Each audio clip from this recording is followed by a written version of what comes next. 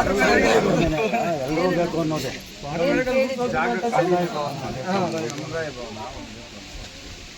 ಊರಿಗೆ ಈ ಜಾಗ ಐತೆ ಸಣ್ಣವರು ಬಡವರು ದೇವಸ್ಥಾನದ ಜಾಗನ ಅಥವಾ ಊರ್ ಜಾಗ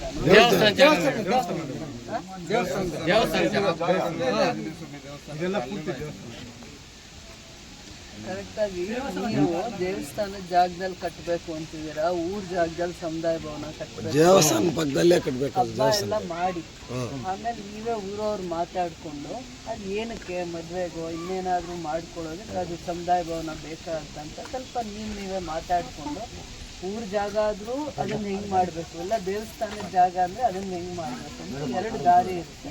ತಿಳ್ಕೊಂಡು ನಿಧಾನವಾಗಿ ಚೆನ್ನಾಗಿದೆ ದೇವಸ್ಥಾನ, ಎಷ್ಟು ಚೆನ್ನಾಗಿ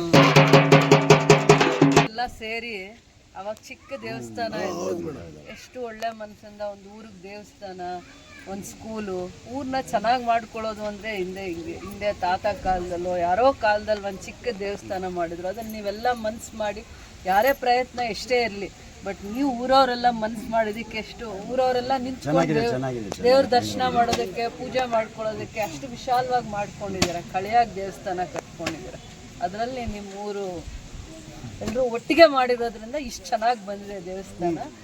ಇನ್ನು ಮುಂದಕ್ಕೆ ಏನಾಗಬೇಕು ಅಂದರೂ ನೀವು ಒಟ್ಟಿಗೆ ಅದೇ ಥರ ಒಂದು ಪ್ರಯತ್ನ ಮಾಡಿದ್ರೆ ಒಳ್ಳೇದಾಗುತ್ತೆ. ಊರಿಗೆ ಕಟ್ಟೋಣ, ಸಮುದಾಯ ಭವನನೂ ಕಟ್ಟೋಣ.